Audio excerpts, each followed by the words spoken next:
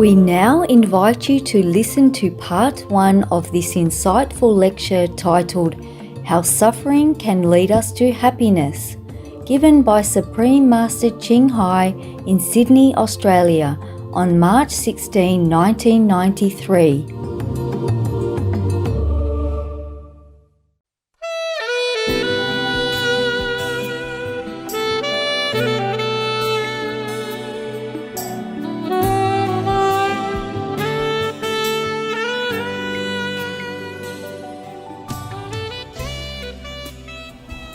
Good evening, my brothers and sisters.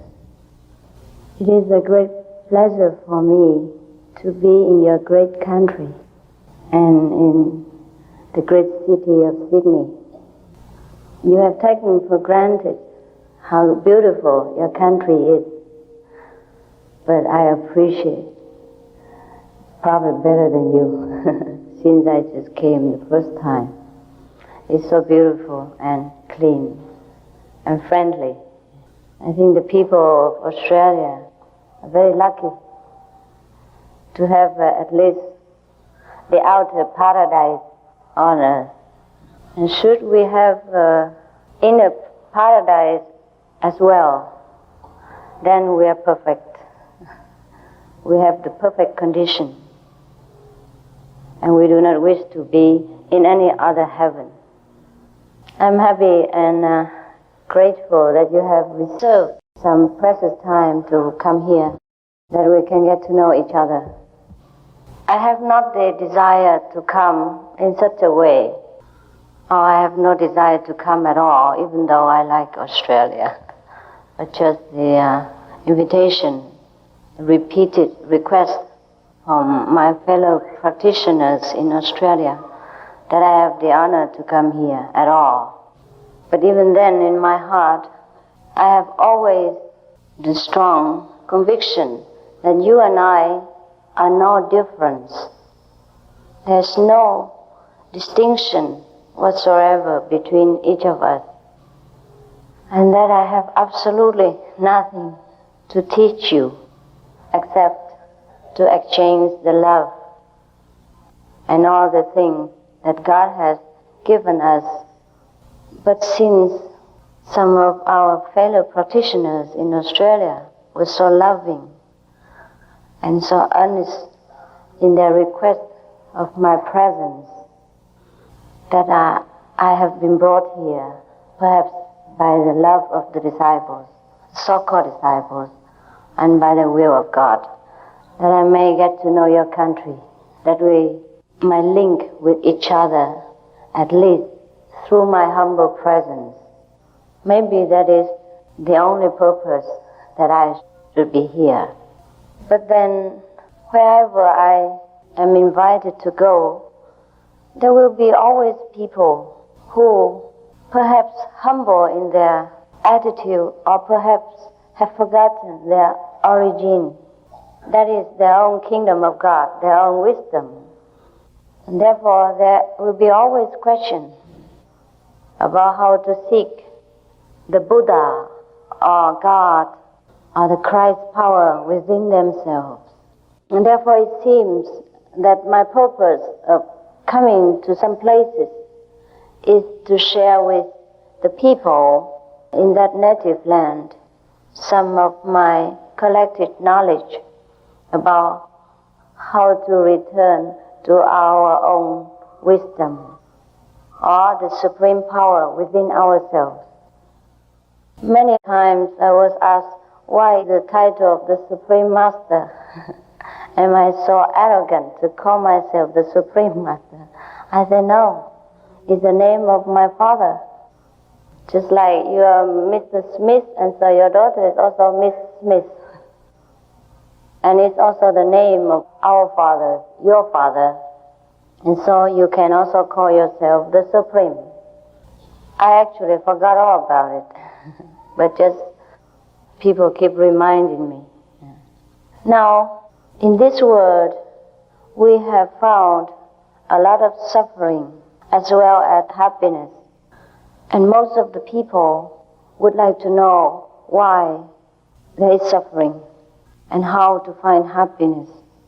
The question to me is not to eliminate so much of the suffering and not to gain more happiness, but to gain the supreme power through which we see happiness and suffering as just a stage play.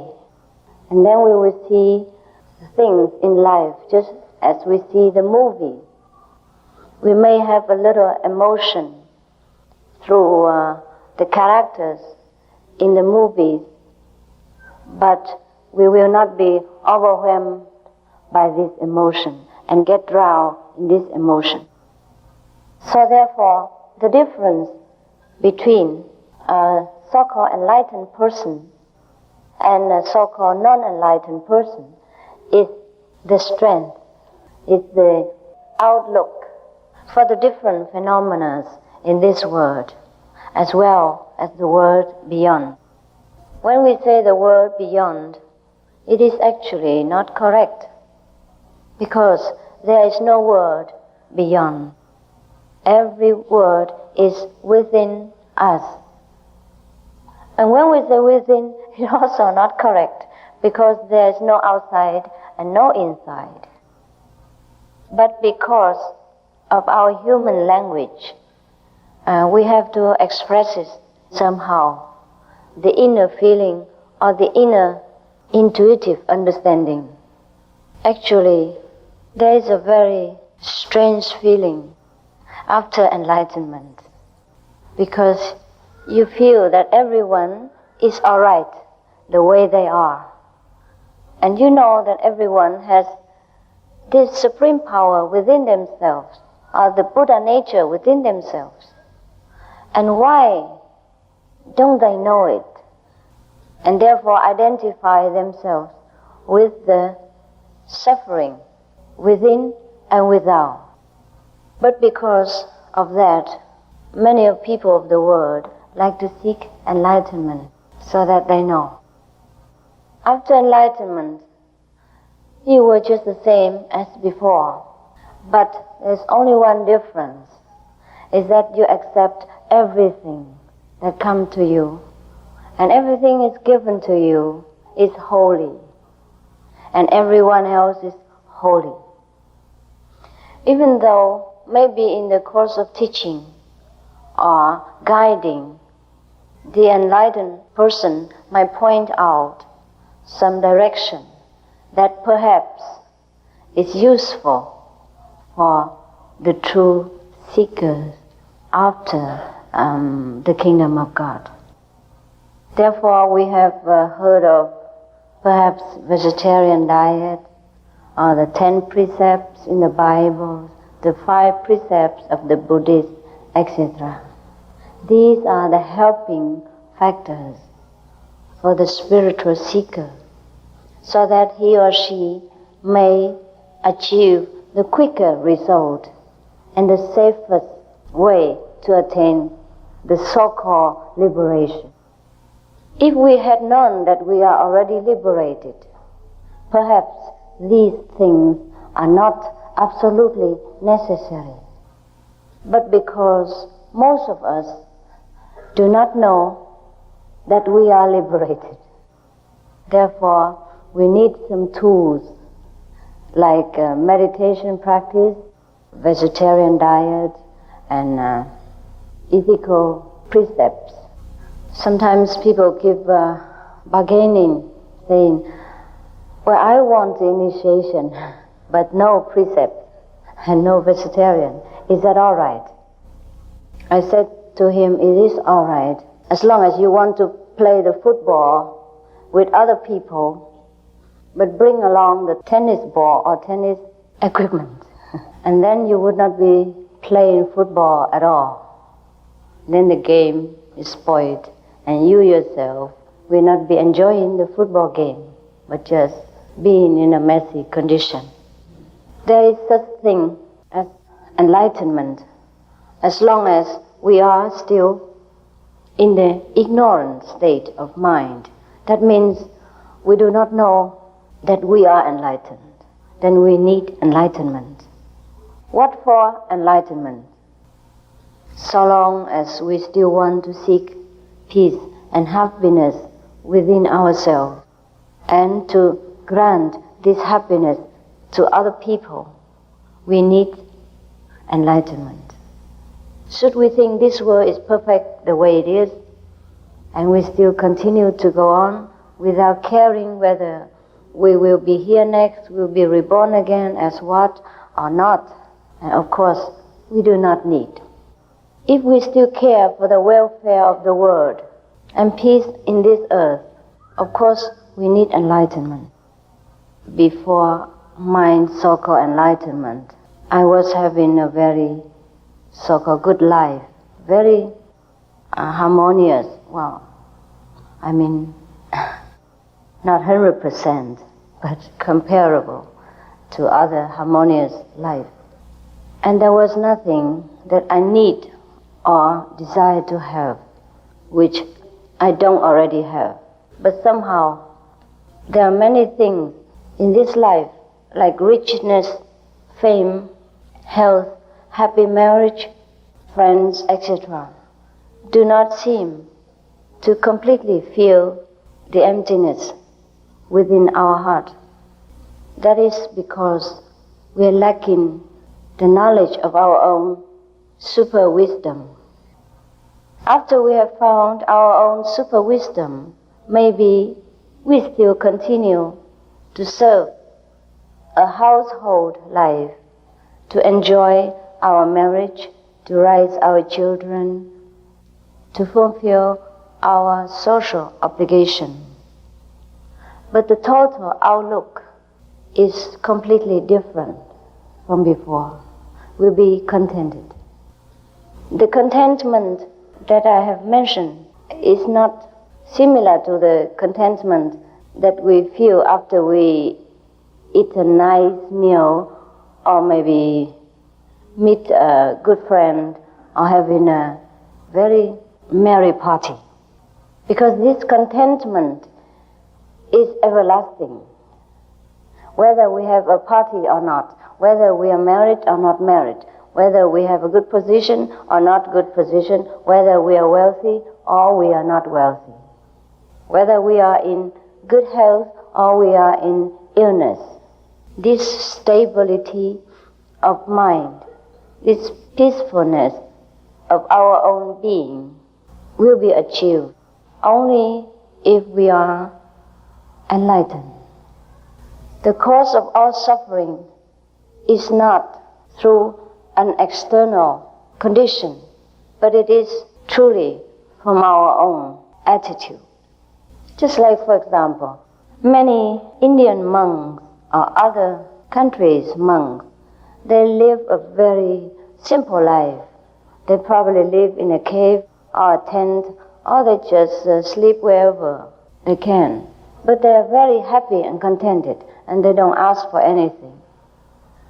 But to an ordinary person, if he is to be forced to spend his time in such a condition, he will feel very unhappy. And he will be forever striving to gain more rich or more fame or whatever in his mind appear to be desirable. Similarly, also in spiritual practice, if we do not find the best way, the fastest way to achieve our highest enlightenment goal, then we'll be also forever desiring spiritual experiences. Not that many other methods cannot offer us enlightenment. It just probably, it takes too long, and we will be exasperated by waiting too long, and nothing happened, or it happened just too little. It couldn't satisfy our longing for God, if you call that God. What is God? Many people ask me, is that a person or is it an impersonal power? I always told them it is both. If it should appear to you as a person to satisfy your longing, then it will be that way. If not, then you will perceive through intuitive understanding what God is. We imagine God is the fulfiller of our wishes, of our promises. But that is true, even though it is too materialistic a way to express what God is. We don't find God as a person who sits there and grants us every candy or cake that we want to have. But automatically, our life will be fulfilled. But we will be fulfilled even with or without candy. That is the paradoxical way of God. Because God is our own fulfilled self, our own very self. When we attain to ourself, we will never feel lacking in any way at all. And all those so-called CD's power, mean the supernatural power of any kind, will automatically come to us. Most of the masters do not advocate supernatural power for fearing that we attach ourselves too much to the spiritual materialism, and therefore we have not the interest and the strength enough to go further into a higher realms of realization. In India there was a story about a king. He was a very good king and loving to his subject. Now one day he arranged that all his possessions, treasures, will be given to the people at large. Whoever needs anything can just come and satisfy him or herself at the exhibition without any condition at all. Because he has no children and no family ties, so he loved his people as his own. Everyone came and picked something of his heart's desire. But there was one girl. She came and goes straight to the back of the, probably the room or the place where the king exhibited all his possession, and put her hand on his shoulders and asked, "Are you also available?" And the king was surprised. Say, "Why? Didn't you like any of the things that I have laid outside?" So the girl said, "No, I only like you."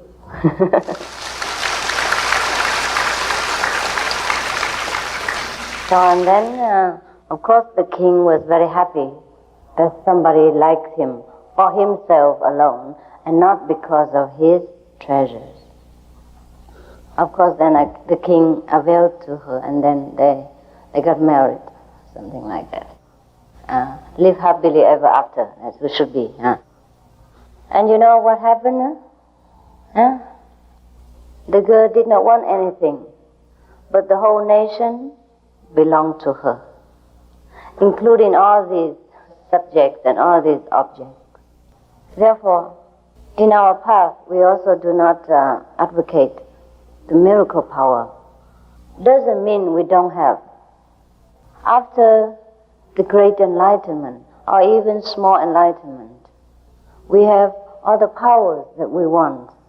But then we will have so much that we don't even know how much power we have. Instead of clinging to a corner of the house, we have the whole house and included that corner. Some people, before coming to learn this immediate enlightenment method of the heavenly light and sound, they have also tried to practice in many other meditational ways. And they have also achieved probably somewhat of the city's power, or the power of seeing very far away, or hearing something which is not in the vicinity. For example, I sit here and I can see what happened in London, or I can hear what happened in Paris. Yes, this is so-called CD powers. Or probably we can read the other people's mind, see what he's thinking about us. Yeah. Wow, this is probably good for the spy, for the people who are doing 007 or something like that. But then after they have become initiated into our path, and somehow they lost these powers. Or maybe they have seen some better things or know better knowledge that they have begged the Master to take away this city's power from them. There were two reasons for this. First, probably they've gone too high, higher than the city power level. So they have overlooked the previous miracle that they have possessed. The second reason why they have not lost these powers and begged the Master to take them away, it is because they probably still cling to this power somewhat in their mind. And so the Master let them have the choice to forsake it themselves or not. Because after you have gone into a little bit further region of consciousness, a higher level of being, then you will feel that these cities, so-called power, are more hindrance than help to our spiritual progress. Therefore, we automatically do not want to use them.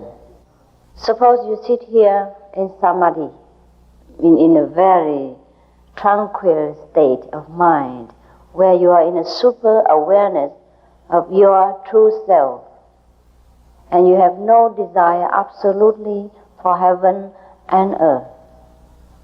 And then you see something happen in London, which is very gruesome, and then you can't do nothing about it. Would that make you feel comfortable? No, not really, right, you're correct. Yeah, you feel more frustrated, and then you get more upset, and you have tried to attain the state of peace of mind, and here you are, feeling very frustrated and miserable about somewhere else's condition, of which you cannot do absolutely anything at all. Or maybe you see to somebody else's heart or mind, or you see into your wife's heart and see that she's loving the neighbors and not you. And then could that be helpful when you're sitting in meditation? No. And suppose somebody bearing a lot of hatred against us, and then we have the power to penetrate his mind. That would be very uncomfortable feeling for both. Because most of the people have sometimes very uncontrollable feeling, uncontrollable emotion within themselves, which might or might not have nothing to do with them.